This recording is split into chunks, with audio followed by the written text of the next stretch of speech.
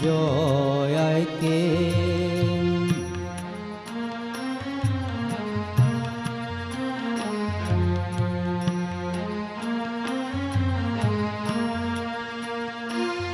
From joy I came, for joy I live, in blissful joy I melt again.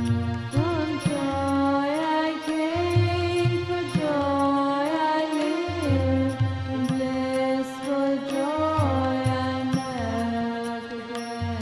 From joy I came, for joy I live, in blissful joy I melt again. From joy I came, for joy I live, in blissful joy I melt again. From joy I came, for joy I live, in blissful joy I melt again. From joy I came, for joy I live, in blissful joy I melt again.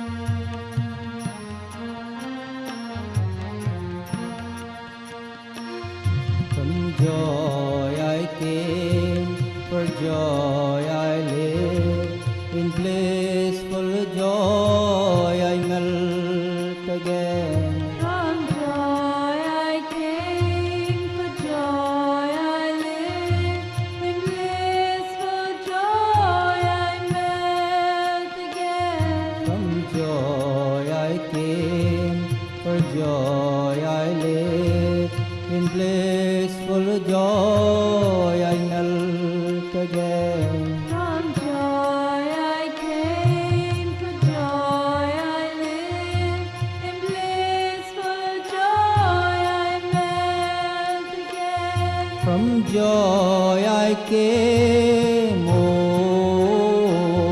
Ananda.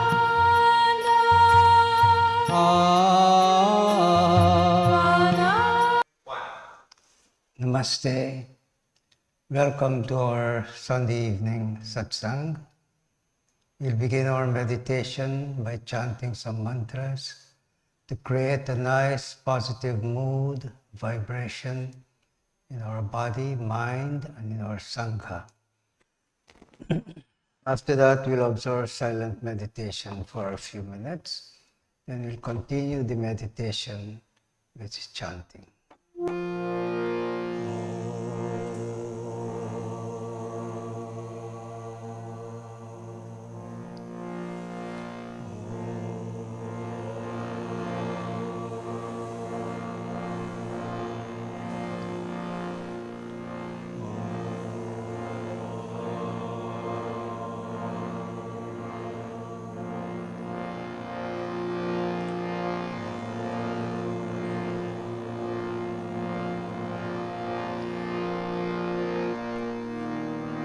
Om Gam Ganapataye Namaha.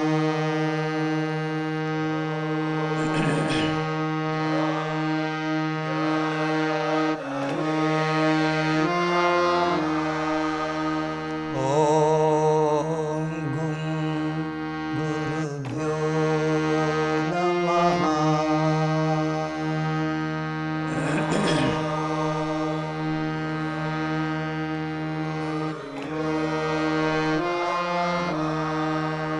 Om Aim Saraswatiyai Namaha.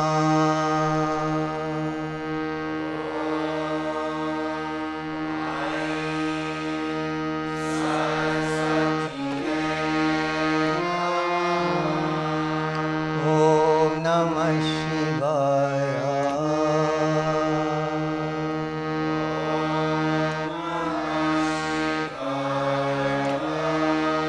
Om Namah Shivaya.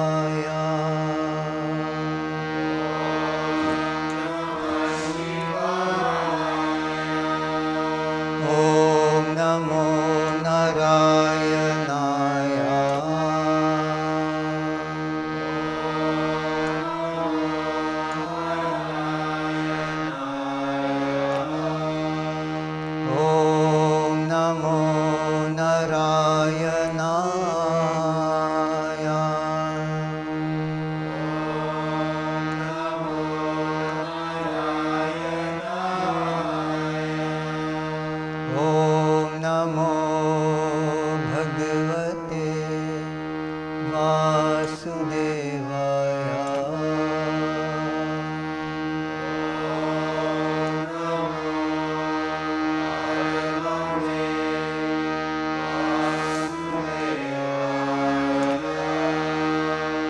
Om Namo Bhagavate Vasudevaya.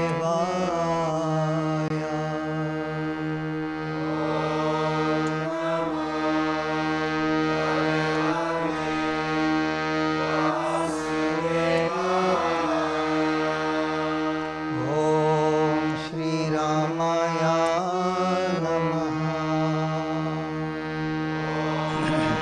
Shri Ram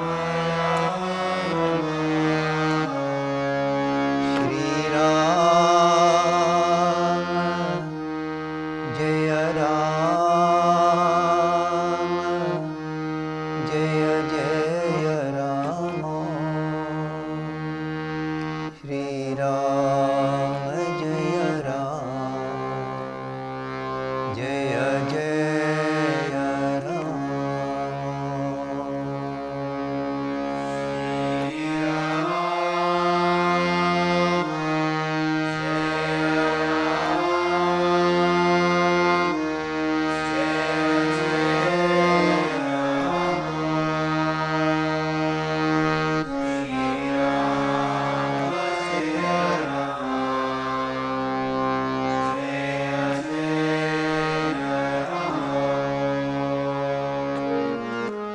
Shri Ram Jaya Ram Jaya Jaya Ram Shri Ram Jaya Ram Jaya Jaya Ram.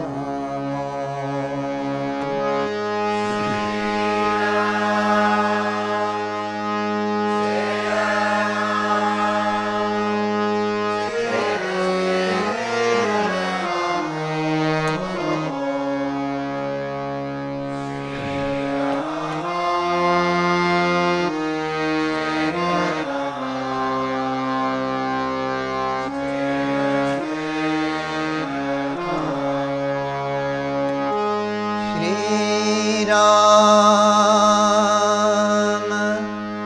Jaya Ram Jaya Jaya Ram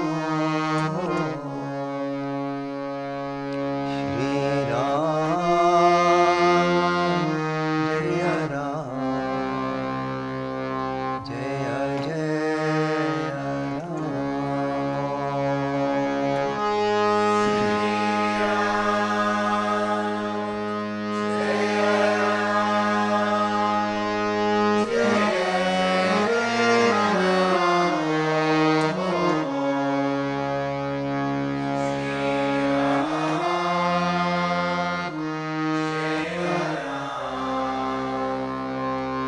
Ram. Shri Ram Jaya Ram Jaya Jaya Ram Shri Ram Jaya Ram Jaya Jaya Ram.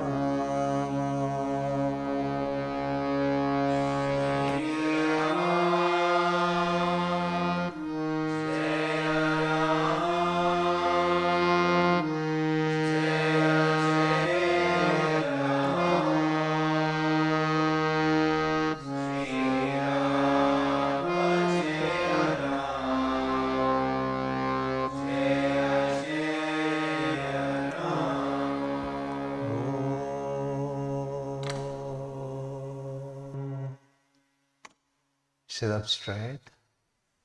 Make the spine, neck, and head in one vertical straight line. And relax the body.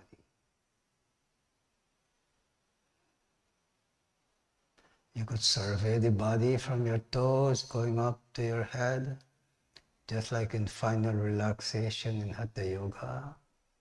Systematically, mentally, search the body for tension. Mentally release the stiffness, tension, and relax the body. Take a few deep breaths, full yogic breath. Pull your abdomen, chest, shoulders. Exhale, relax the shoulders, chest, abdomen. Continue like this for a few rounds, keeping your attention on the breathing.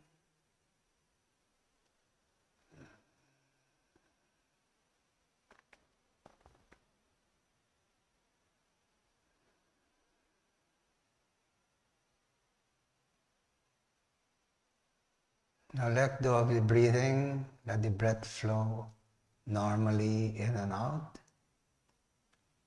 And consciously now withdraw the mind from all thoughts and distractions. Focus the mind at the point between the eyebrows.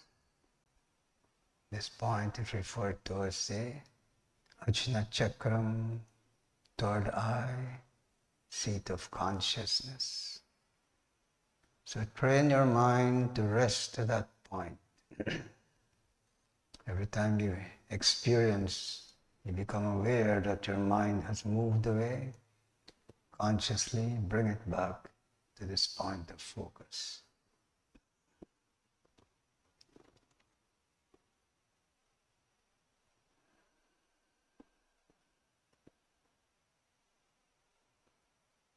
Keep your attention at that point, and to assist in developing one-pointed focus and concentration, use a mantra. If you don't have a mantra, use Om mentally, continuously. Repeat the mantra. You want to bring the mind to a state of calmness, peacefulness, state of Shanti. This is achieved by reducing the agitation in the mind. And while thoughts and chattering going on in the mind, it's very difficult to experience that state of calmness, peace. So to assist in this process of reducing the agitation in the mind, give it one object to focus on. Give it a mantra. Something that is uplifting. So continuous repetition of the mantra mentally will help to reduce the agitation in the mind. Eventually, you'll be able to have experience at one pointed state. The reason why a mantra is because a mantra is associated with some divine aspect of the divine. Om is an abstract mantra. Om is a word, the beginning of all creation. This whole universe started with vibration, that subtle state. And it became manifested on different levels until we can relate to it in this state of consciousness, waking, dreaming, dreamless sleep state. So using the mantra at this level, we can bring it to a mental state and then to a transcendental level. So Om is universal. Or you could give it another mantra like Om Namah Shivaya. Om Namah Shivaya. That is referred to as Shiva. Shiva means pure consciousness, one without a second. This whole universe is nothing but the vibration of Shiva. And however you want to relate to it, Om Namah Shivaya, or simply Om. So we'll continue that for a few minutes, keeping your spine vertical, body relaxed, mind focused on the third eye, breathing normally, and mentally, continuously repeat the mantra for a few minutes.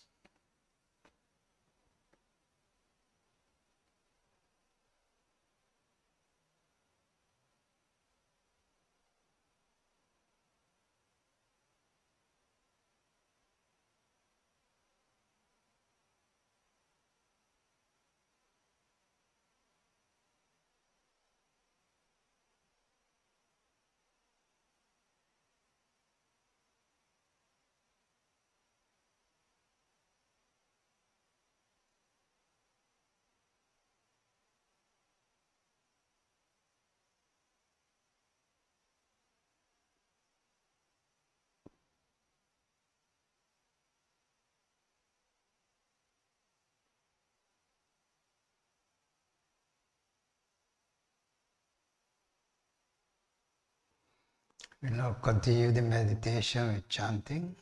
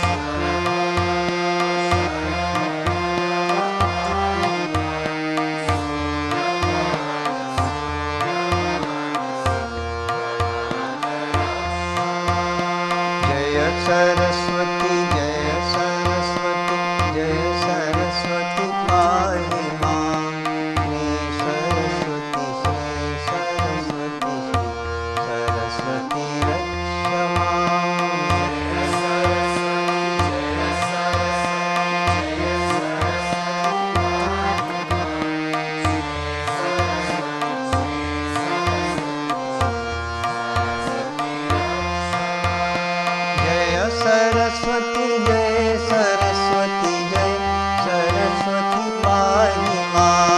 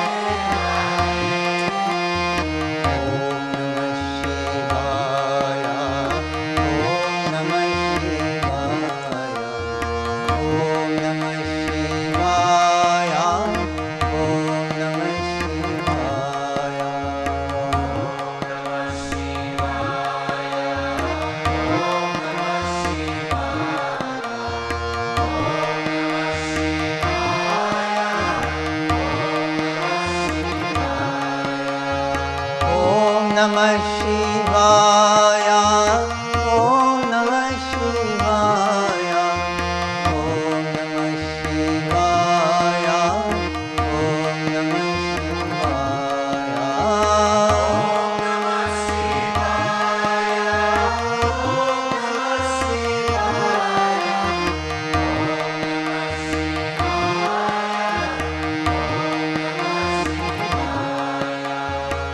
Om Namo Narayanaya, Om Namo Narayanaya, Om Namo Narayanaya, Om Namo Narayanaya,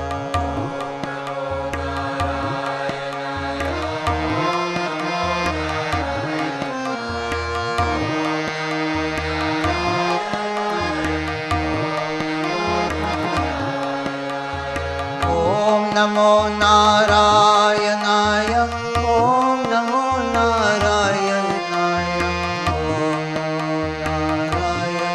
Narayanaya, Om Namo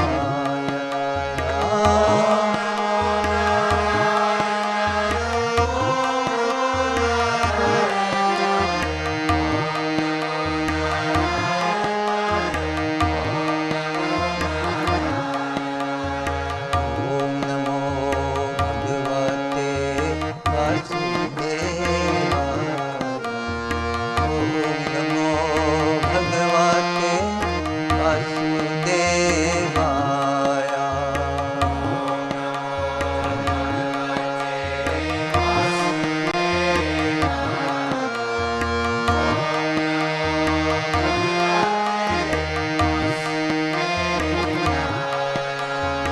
Om Namo Bhagavate Vasudevaya,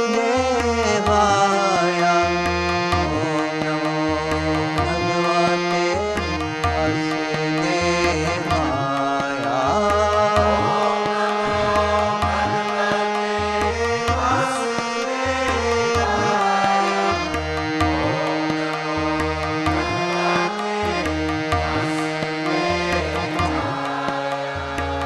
Om Namo Bhagavate Shivanandaya, Om Namo Bhagavate Satgurunataya,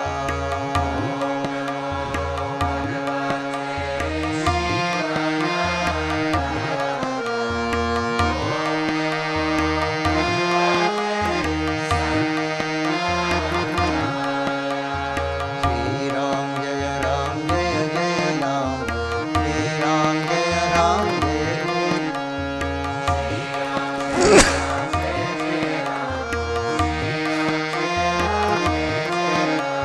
Shri Ram Jaya Ram Jaya Jaya Ram, Shri Ram Jaya Ram Jaya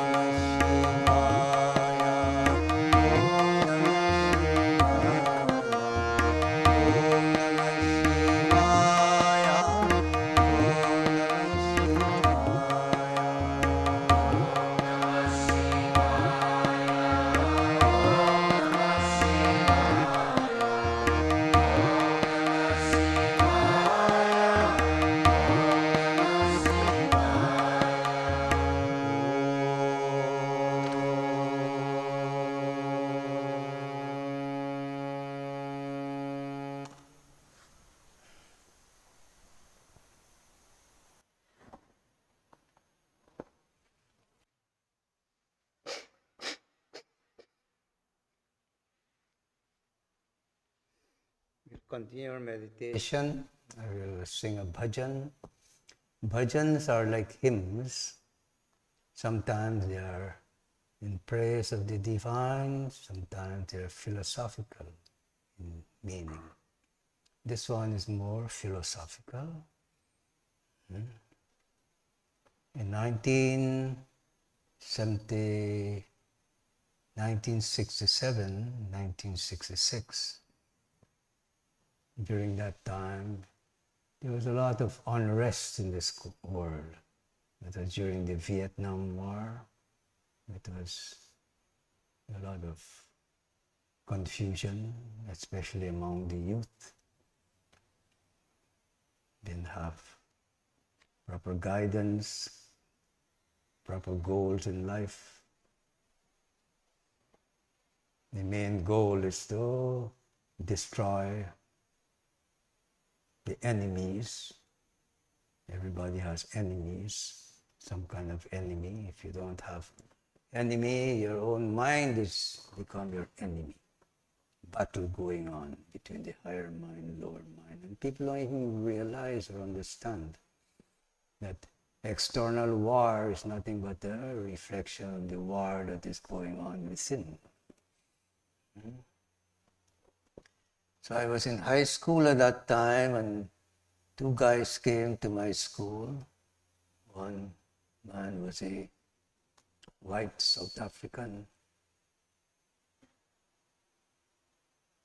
During that time, there was this problem also with South Africa, an apartheid system, and sanction, and this and that, and whatever. And a black guy from Jamaica, his name was Conrad Hunt. He was the fastest cricket bowler in the world. And these two guys came to my high school.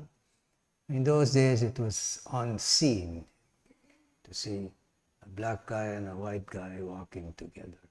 So that impressed me a lot. And they gave a presentation about the need to rearm this world morally and spiritually. Is it time to rearm this world morally and spiritually? It was true then, it was true throughout the ages, it is true now, and it will always be. The need to rearm the world morally and spiritually. How do you do that? By rearming yourself with morality and spirituality, spiritual high values and so on. So the presentation they gave, the gist of it was that it is time to rearm this world morally and spiritually.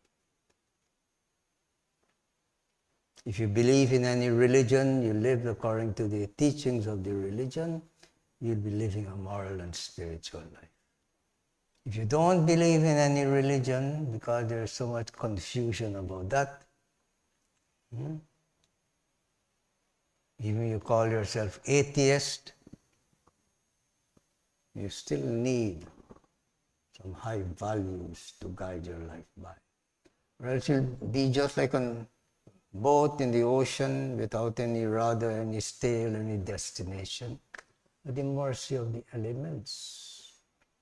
If you observe the world, that's how most people live. There's no real proper, true, high goals and to guide their life by. You just go along with the crowd, with the elements, with nature and so on, friends and trends. Everybody want to be happy. That's one thing you could say is common to everybody, isn't it? All beings want to be happy, not only human beings. But the problem is we don't really know what happiness is. Everything that presents itself to us. You want to be happy? Have pleasure. More pleasure you have, the more you'll be happy. And in order for you to have the means for pleasure, you have to have the means. So they're busy, struggling, chasing after the means for happiness. By the time you realize it, what happened? You trade your health for this wealth that you are hoping will give you happiness. There's no limit to that. You end up in this rat race, competing with your neighbor and everybody else. Are you going to have enough means for happiness? No. But you actually see that, but you get caught up in it. In this day and age, so much pleasure is available to you, man. And the more you indulge, what happens? By the time you realize it, you are caught up in so much bondage, bad habits, addiction, enslavement.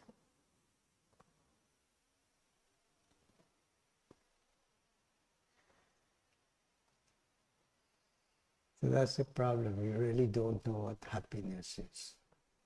You go to the wise person, the rishis, the yogis, the gurus, they will tell you happiness comes from peace. Peace comes from peace of mind. How do you get that peace of mind? So, you go to the therapist and so on, and they tell you, take this drug, take that drug. You go to your friends and say, smoke this joint, or take this snort this coke and whatever.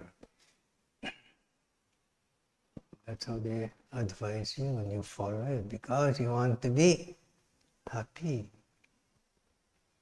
By the time you really realize it, you destroy the mind. The mind becomes your real enemy. Should be your greatest friend, and you don't know how to harness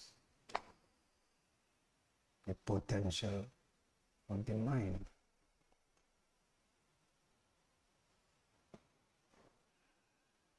So when this idea, in that time, in 1966, exposed to this idea of moral rearmament, so it doesn't matter if you believe in God or you don't believe in God, you still need some high ideals to guide your life by. They make it very simple for principles. Absolute honesty, absolute purity, absolute love, absolute unselfishness. If you're in doubt as how to live your life, how to conduct your life in situations, measure it according to these 4 principles. Is it absolute honesty, absolute purity, absolute love, absolute unselfishness? So we formed our own group in Guyana. We call it Get Going Guyana. I was one of the lead vocalist, singer in that group. That's a song I'll sing for you tonight.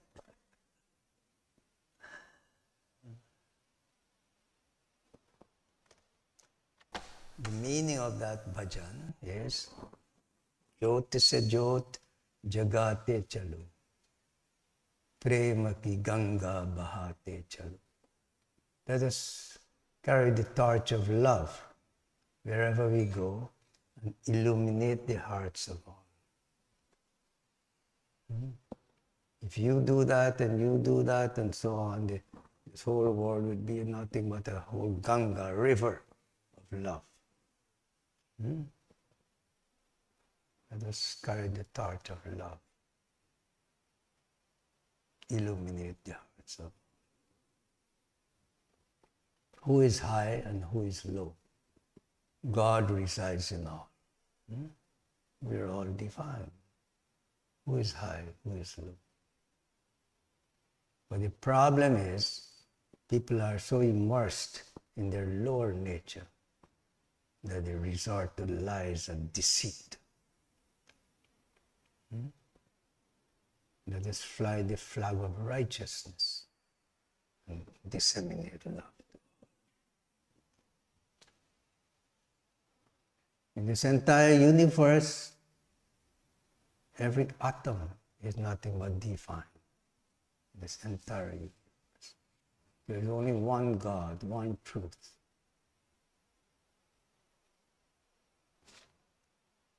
Let us make every breath that we take a means towards disseminating love to all. That's the meaning.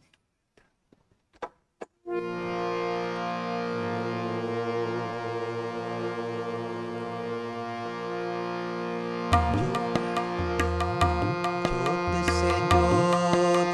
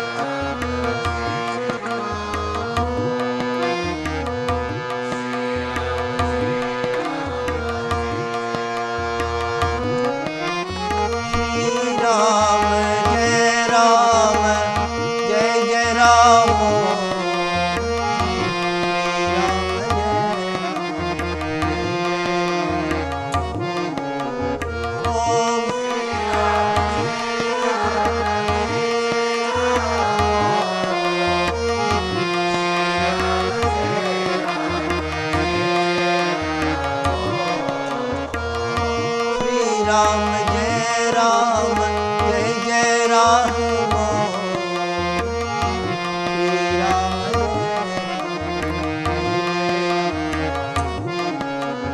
Om Shri Ram,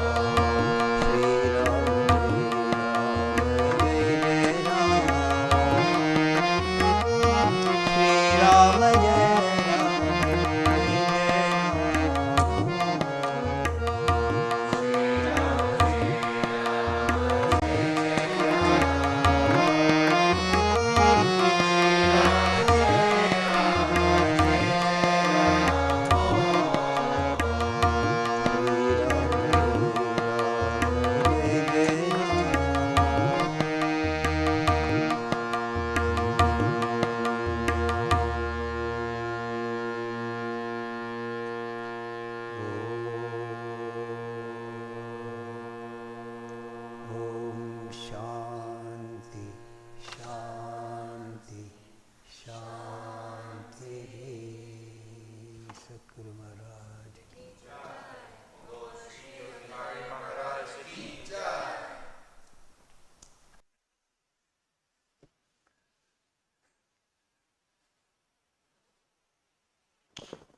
So,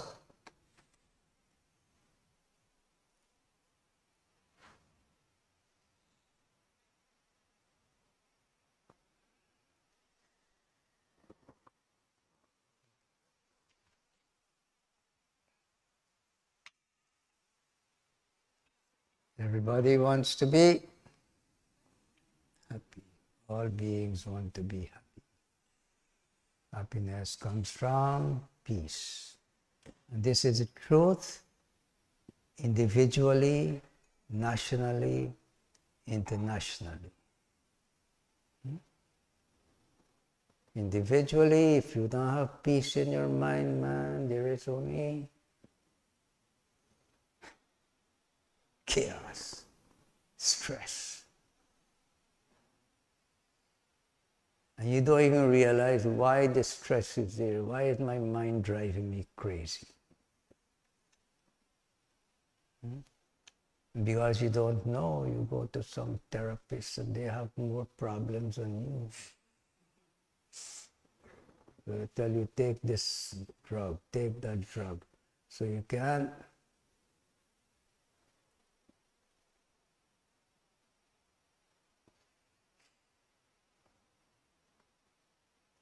hit the mind. Yeah.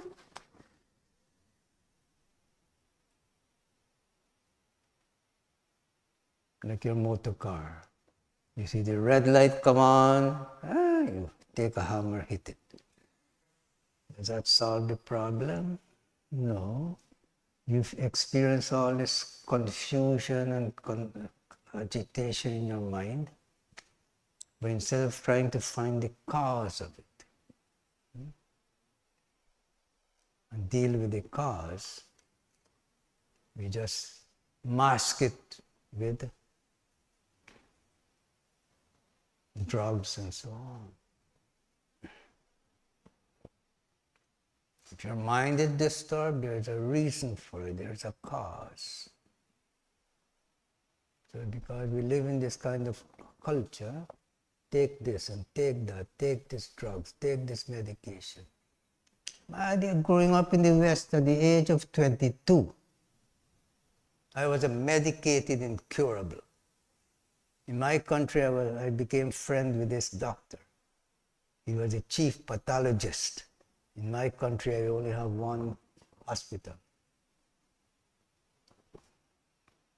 To me, that was so amazing to have this doctor as my friend. Every time I go to him, oh, doctor, my head, my throat, my nose, and sign prescription. And right there you have the dispensary, they dispense the drugs to you.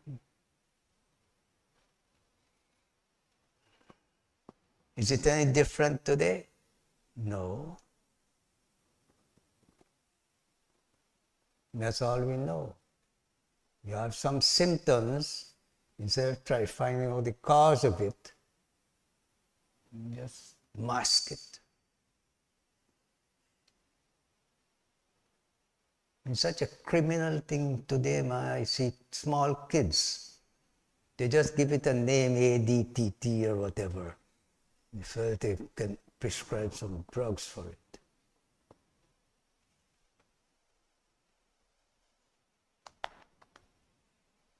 That's criminal.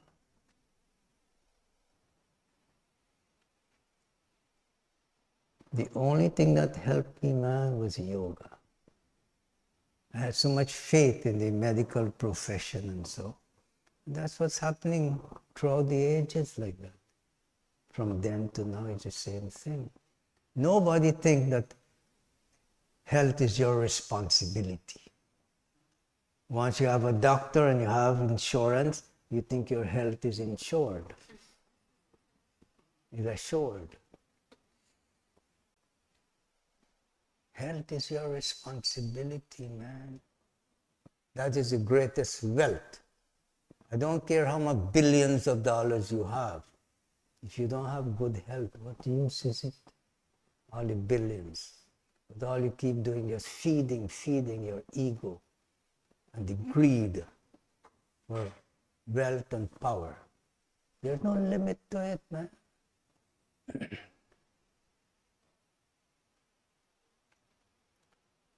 So,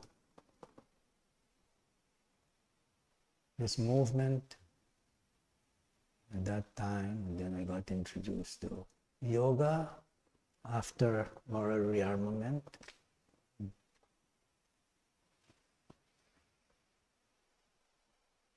In 1967, there was a convention, moral rearmament convention in New York. And my wife and I, we just got married. My wife and I were chosen as delegates from Guyana to represent Guyana.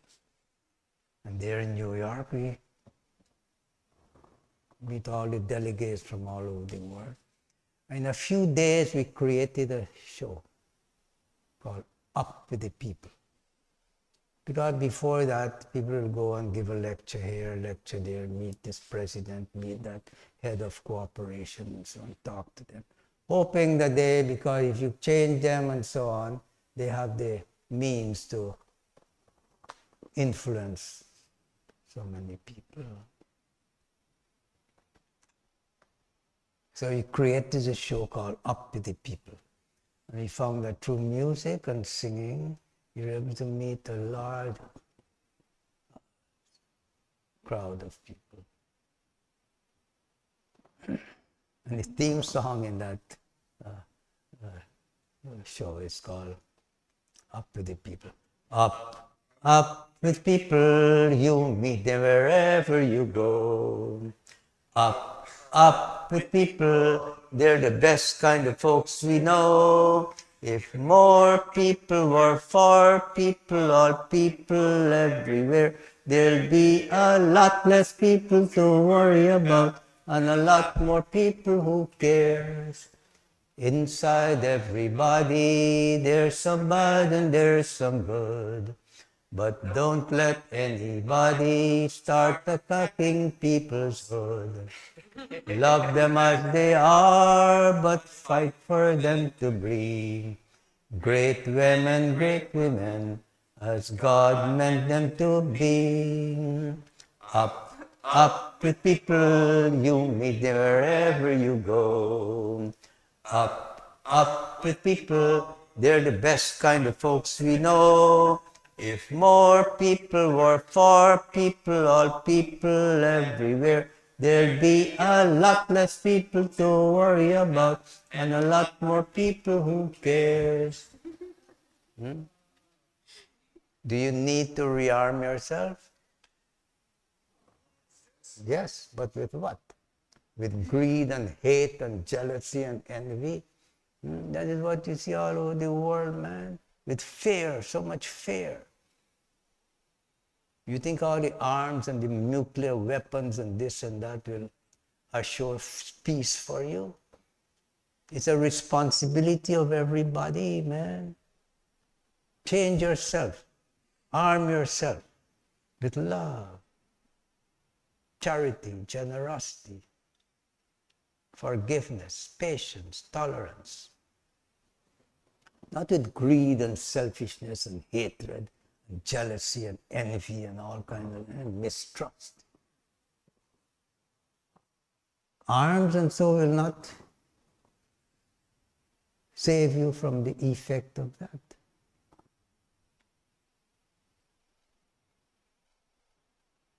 Arm yourself with love, compassion, patience, generosity, forgiveness, tolerance. The more you're able to do that, the more you're changing your own self, and the world is changing. You listen to these politicians and so all they do, man, is propagate just chaos in this world, hatred.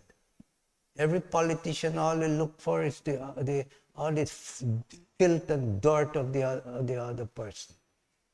They will never tell you about any one of them good points or good nature.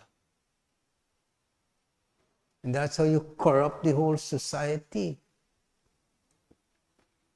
No matter what good one politician do, the other one will only find all kind of faults and this and that. That's our leader. And that is what we follow.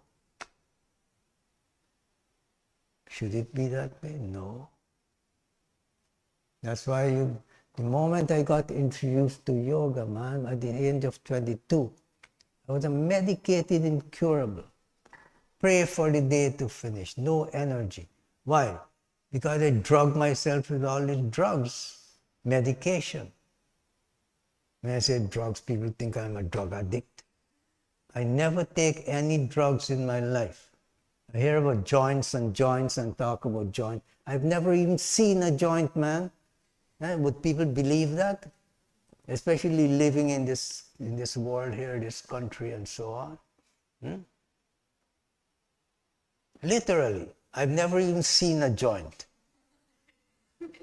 But I've seen the effect of it.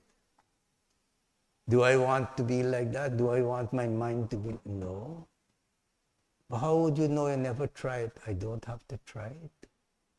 I don't have to try poison to know what poison is.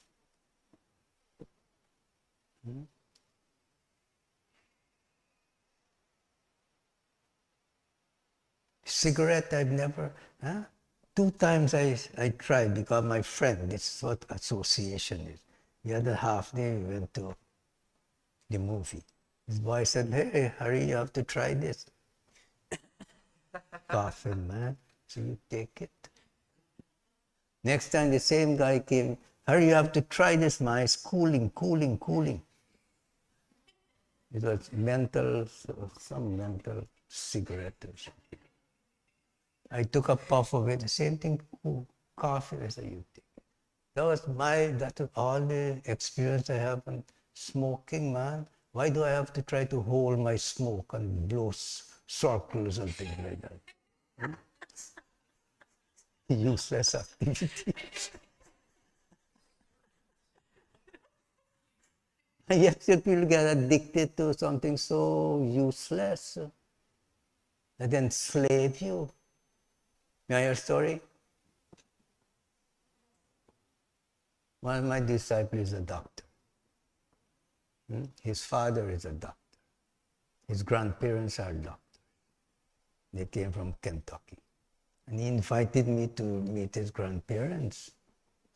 I went there and I saw these two old people facing each other in a rocking chair. Like they're in bliss.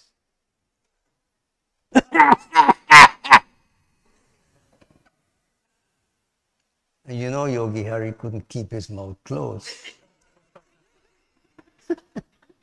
So I said, why don't you stop smoking? As if they woke up from a trance and look at me. Why should we? We're enjoying ourselves. I say, it doesn't look like that from where I'm sitting. And they're doctors.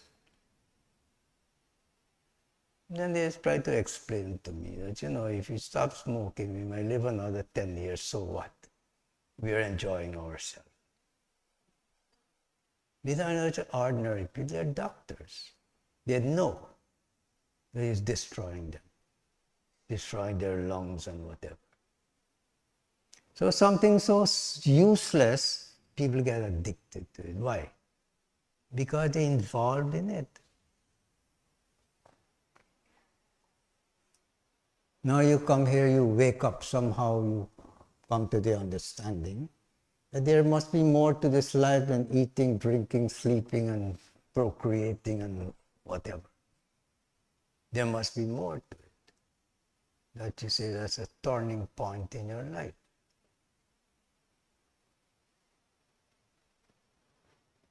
There are so many people like that. A lot of them commit suicide. They don't know what else to do with their life. They try everything because that's what the world is presenting to you. You want to be happy, just indulge in pleasure. And there's no limit to it, especially in this day and age. But you see it, but you're not learning from inference, from seeing what other people are doing, how it's destroying them. You think for you it's going to be different. Anything, you keep doing it and you're involved in it, it becomes a habit. You continue that habit, it becomes an addiction. You try to thwart the addiction and then it means all kind of agitation in your mind, confusion. But you can change, man. With right guidance, right practice and so on, you can change. It is your life, your body, your mind. Take responsibility. It's not there is lacking of information and guidance. We become so conditioned by society, by association and all of that. But happiness comes from pleasure.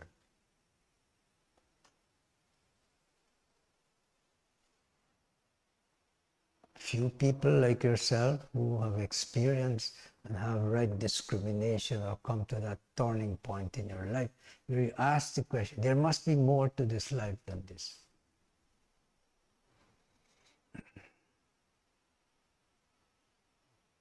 And if you have intelligence, you will. There's one person, man, she was addicted to all kinds of drugs and whatever. She wake up one day, she wanted to commit suicide.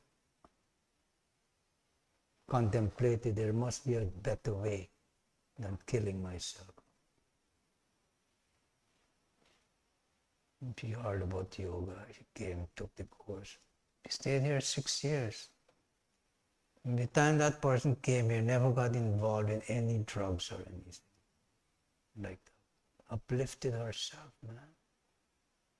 And the teaching that we are involved in and disseminating is called Sampoorna Yoga. Complete, holistic approach to elevating your consciousness, to free yourself of disease and sickness and so on. It's your responsibility, and you have the technology, you have the means. Proper exercise, proper breathing, proper relaxation, proper diet, positive thinking. You follow that, you will gain, and it will help you to maintain good health. And of course, you have the other aspect of your being, you have your mind. You be the master of your mind, man. That's what Raja Yoga is about. Raja means king. It's not that only king practices yoga. Raja, you become the real king if you're master of your own mind and senses. You gain control, or else you're a slave to the mind and your senses. Study the mind and learn how to gain control of it. And you're involved all the time in activity, 24 hours a day, whether you're sleeping, dreaming, or whatever, awake. Action is taking place. That's called karma. Karma means action, that's all it means. It becomes yoga when you become aware of the action that you're doing can elevate me if I do it this way or that way. If you're a lazy person, tamasic person, and you can be motivated to be involved in activity, then it becomes yoga. And as you go on acting with intelligence, then you become more and more innovative. Your activity becomes effortless, yoga. So the karma becomes yoga when it helps you to elevate yourself, improve yourself. Bhakti yoga is yoga of love and devotion for God. That doesn't mean that you get diverted into some superstitious nonsense. Only this is God and that is God. Your God is no God. My God is the only God. And you start killing the other people. They will never tell you that you are divine. Because they don't know themselves. That is who you are, man. You are divine. You're the spirit, the soul, the Atman. That is immortal. Never dies, will never die. It's pure consciousness. Everything else that you're experiencing is because you're functioning through the vehicle of body, senses, mind, intellect, and ego, and so on. Through the physical body, astral body, causal body. You, who is divine, pure, perfect, is functioning through. Why? To experience this world of objects, emotions, thoughts. Why? Because you created it. And you want to experience it. So you embody. The moment that happens, you become conditioned by the embodiment. You get caught up in this law of cause and effect. So simple.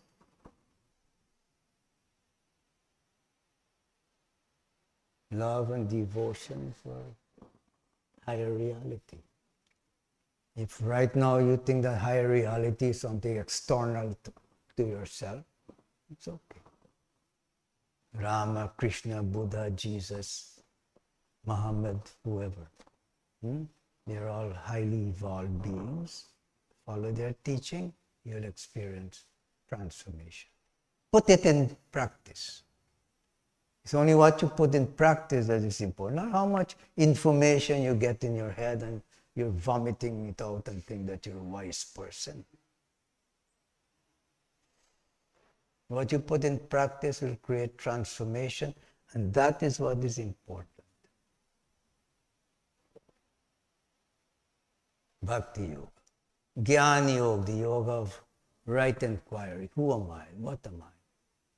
That will help you to break through this veil of ignorance, delusion, illusion, superstition. And that's where people are stuck, man. This whole world is stuck. In illusion, delusion, superstition, ignorance. Ignorance of who you are, you don't know.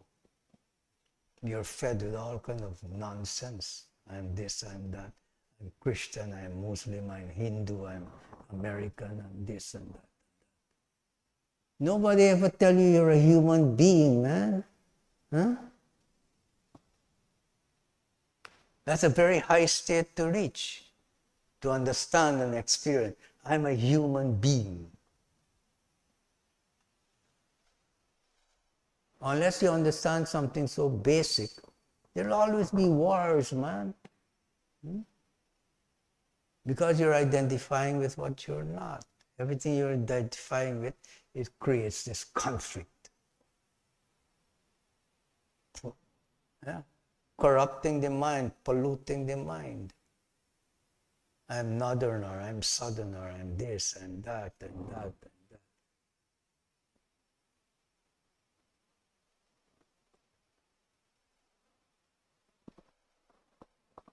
You think leaders could be different?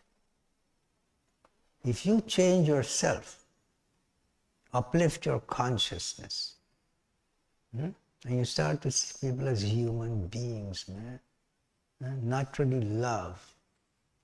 I see some politicians, they have those nature, those qualities. They have love for other people.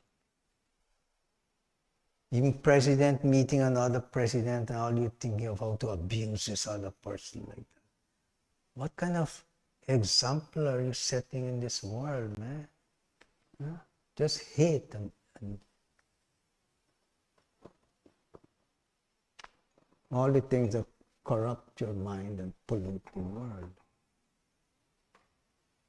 I see this president from India, President Modi.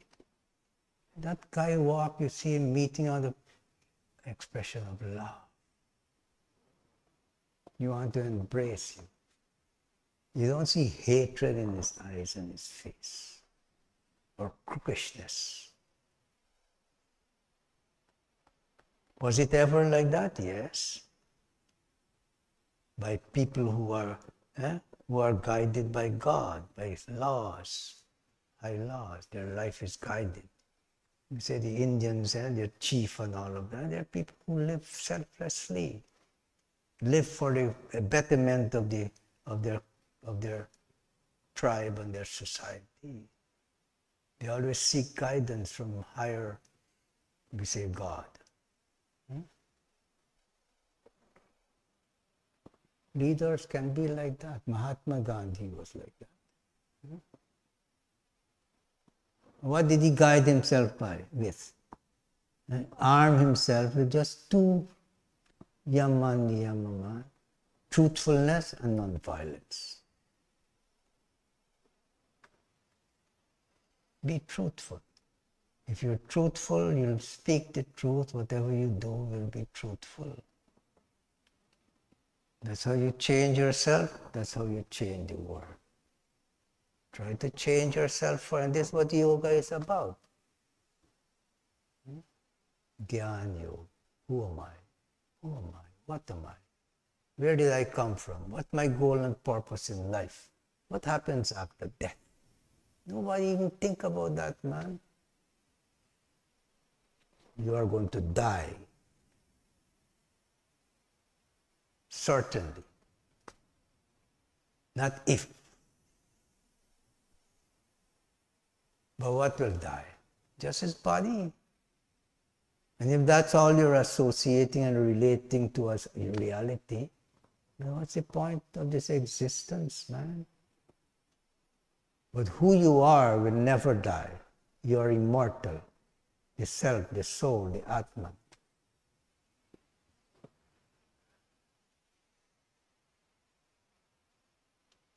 So this knowledge that you're experiencing, and we have the other aspect that we practice here, it's Nada Yoga. Karma Yoga, Hatha Yoga, Karma Yoga, Bhakti Yoga, Jnana Yoga, Nada Yoga.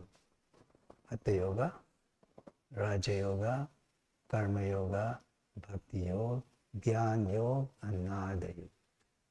These 6 main systems, intelligently integrating them will help you to accelerate this process of refinement, purification, enlightenment. We are all influenced immediately by sound vibration. If the sound is chaotic, you want to run away from it, isn't it? But in the form of music, instantly you respond to it. In the form of music. If the music in the form of singing and all of that, if it's sad, right away you feel sad. All the memories of sadness and so on flood your mind. If it's tamasic, very real bass music, you'll be disturbed by it. If the music is agitating, like disco music, rap music, whatever, instantly your body starts to move with it, isn't it? Sets up that kind of energy, that kind of vibration. If the music is divine, uplifting, you immediately start to feel peace, shanti, in your body, in your mind, and so. That aspect of involvement in that kind of music that will uplift you from depression, anxiety, restlessness, and so on. Yoga, nada yoga, yoga of divine vibration. This whole universe is nothing but vibration. You decide what you want to align yourself with, man. But it so happen according to your nature, that is what you gravitate to. So in this system that we teach and practice, it helps you to accelerate this process of refinement, purification. From the time I came out from the ashram, I was being introduced to yoga at the age of 22. I knew it was the truth. Because I knew it was the truth, I got involved in it fully. In a few years, I got back my health, my youthfulness, and everything. From the moment I started yoga, I free myself from medication. Is that freedom? Yes. I experienced that kind of freedom. I have the knowledge of long life and good health. And 9 years ago, I broke my back. During that time I was like a 16-year-old youth, man. I broke my back working on this ashram, trying to lift very quickly a big boulder. Lose my awareness just like that. In a split second, I broke my back. Ruptured one did this. L5 is ruptured, L4 is bulging. I was bedridden. It's only yoga helped me. They wanted $80,000 in a Cleveland clinic to do surgery on my back. I couldn't afford it. Yoga helped me. I'm an example of what yoga, how beneficial it is.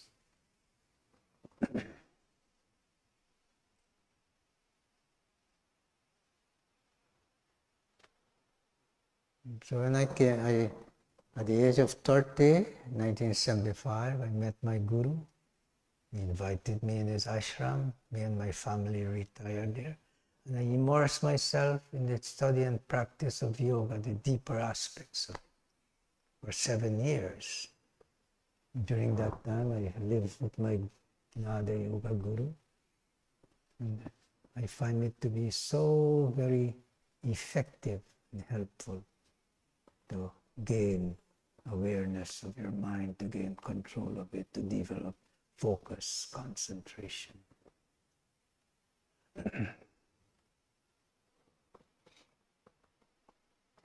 Observing and reflecting on what is happening today, how urgently it is to rearm this world morally and spiritually, man.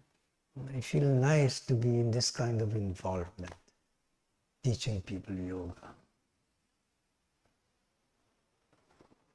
So from all that time to now, that's all I've been doing. When I came out to the ashram, that's all I want to do, teach yoga free. I was renting the oldest building in Fort Lauderdale. I couldn't afford to rent a place, and I used to teach 3 classes a day in the park. Have a cup there, whoever wants to put a donation, they put. People will push their hand in their pocket. If all the notes come in, they push it back, put some change. I had 4 kids. I have my mother-in-law. I have my family. I couldn't even get enough donation to even eat oatmeal and khichdi every day, man. Used to go to the Salvation Army to get clothes for my family and myself. Then I realized, what nonsense is this? I'm not doing my duty.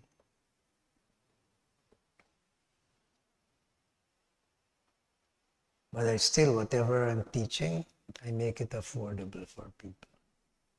Started teacher's training course, I charge the very minimum. At this ashram, open it. Every cent I make, I put it in this ashram. Go to Europe, make a lot of money, come back, put it in this ashram. So I devote everything that I have to helping humanity, man.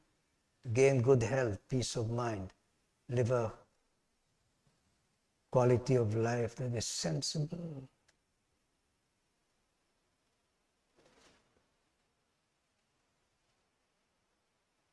Can the world do that? Of course. Whatever way you can do it, do it. Huh?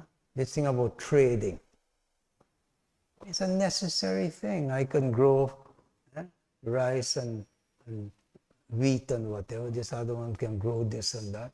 We can exchange, isn't it? But I shouldn't try to strangle you because let us trade nicely. With love, with caring. Not with hatred and wanting to kill you and strangle you. That's not how we should live as human beings, man.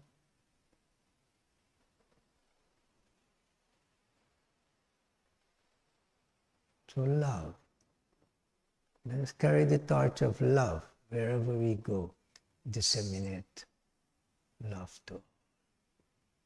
Who is high and who is low? God resides in all, man. We're all divine. When you brand this one, oh, demon, and the other one, that and that and that, then you want to exterminate them. How low people consciousness got to be because this one nose is like this and that one is like that. Exterminate them. Because this one is black and that one white, exterminate. You're a human being, man. You should live with higher awareness.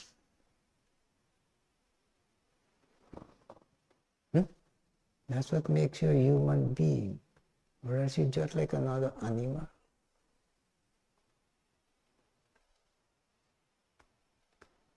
So, thank you all for joining us in Satsang.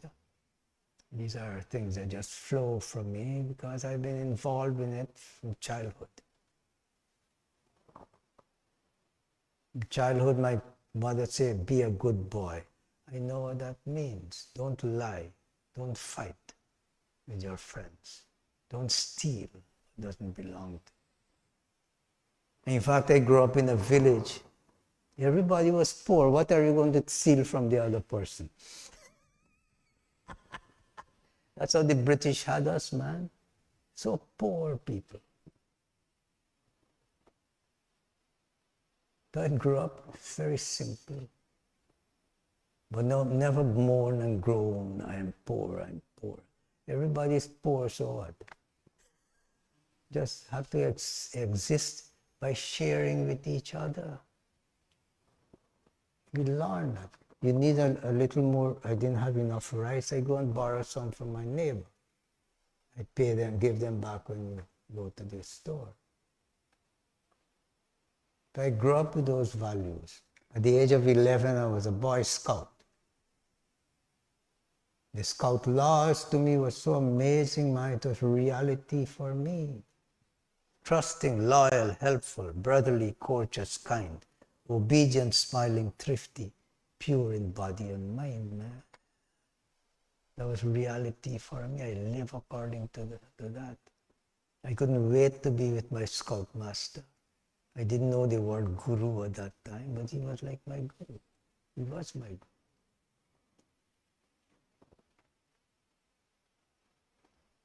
Then in high school, I met this movement, moral rearmament. Then after that, I got introduced to yoga. Continuously like that. It's not something I have to practice. Practice to be truthful, to be loving, to be kind. My nature. I was so blessed at high school. I was 14. This other person was 13. The moment I saw that person, man, as if I recognized somebody I knew from ancient time, many lifetimes. She was an embodiment of all these yamas and niyamas. I've never ever lived with that person, never. One moment that person talk bad about somebody else or utter a coarse word, a swear word. Never. Always cheerful person. Smile. Love. How many people can claim that, man?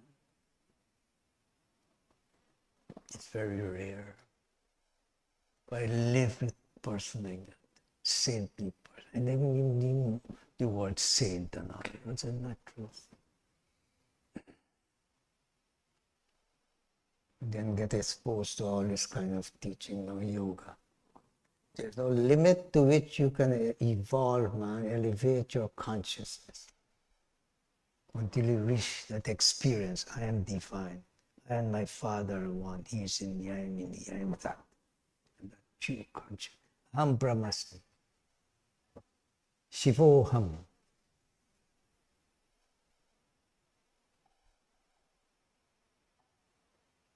So you're involved in a practice, in a study, in a practice that is divine. It will help you to elevate your consciousness until you experience, I and my Father are one. He is in me, I am in He. And I command all of you to be as perfect as the Father in heaven is perfect. That's what Judge Jesus taught, man. Love, love. Love your enemies. Love, just love. But of course, He's telling them the truth and they kill him, murder him, torture him, and all means that they can find. The world is like that. You always want to destroy something that is reminding you of your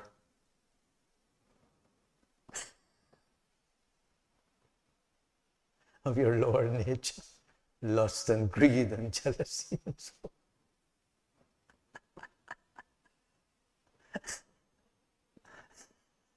What did Jesus used to tell them? Man, you're living a riotous life, involving all the time in wine bibbering and fornicating and so on. People like to hear that? No. It's easy to get people to band with you to destroy.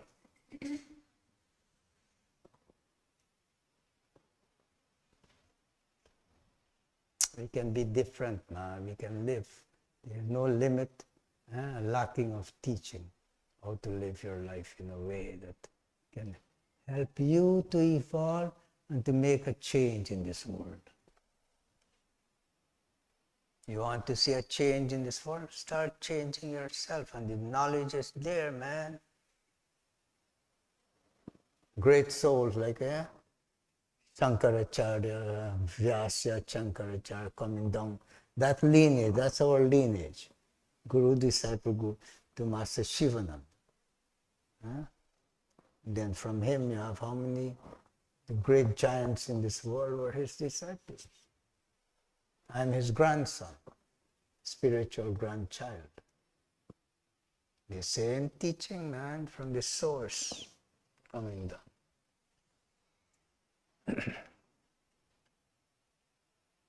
You have to run here and there and jump here, jump here.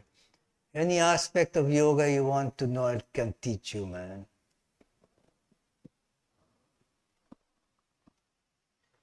It can take you from wherever you're at up to a higher and higher level. But you don't believe me because I don't have special clothes and turban. I'm just an ordinary guy.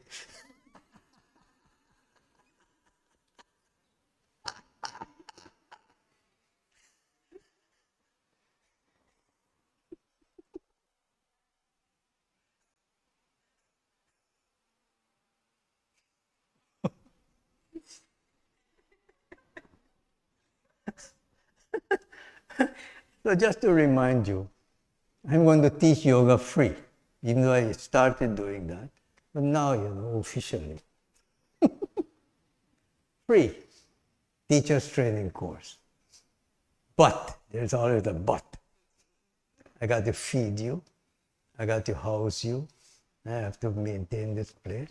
So I asked $1,000 donation for that. And if you can't do that, man, I'll be encouraging greed and selfishness and stealing and things like that. I would love to feed you free, but there's no trust and so on that will support this ashram and buy food for you. We're growing in the garden, but you still need people to work on it. We have people like my Shakti working in the garden all day, and apart from that, still teaching. People can be so dynamic, man. Change yourself. Direct your prana, your energy. It's divine. Don't waste it in useless activity. You can be a dynamic person, at the same time have awareness of peace of mind. That's why we say Shanti, Shanti, Shanti. Peace in this body, peace in your spirit, peace in your mind. Yes. So, Shanti, Shanti, Shanti. Oh, oh, oh.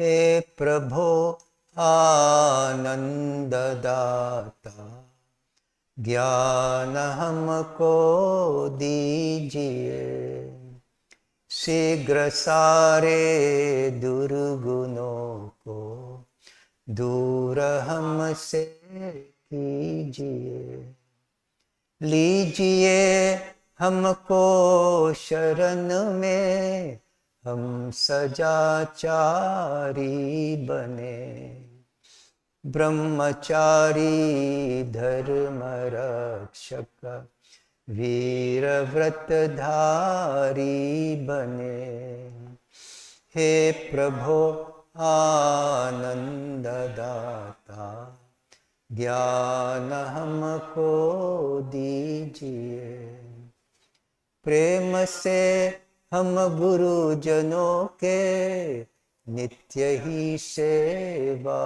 करें सत्य बोले झूठ त्यागे mail आपस में करे हे प्रभो आनंद दाता ज्ञान हमको दीजिए निंद किसी की हम किसी से भूल कर भी ना करें दिव्य जीवन हो हमारा तेरे यश गाया करे हे प्रभो आनंद दाता ज्ञान हमको दीजिए हे प्रभु ओ लॉर्ड प्रभु another word for God, O Lord, the giver of bliss, bestow on me divine wisdom. Take me who has surrendered unto thee and make me one of noble qualities. Quickly take very far away all my bad habits, replace them with good ones. May I always live a life of discipline.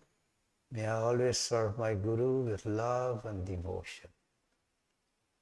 May I always embrace truthfulness and abandon untruth. May I never be disrespectful to anyone. May I always live the life divine. Om Shanti. God bless you. Om Shanti. See you next week.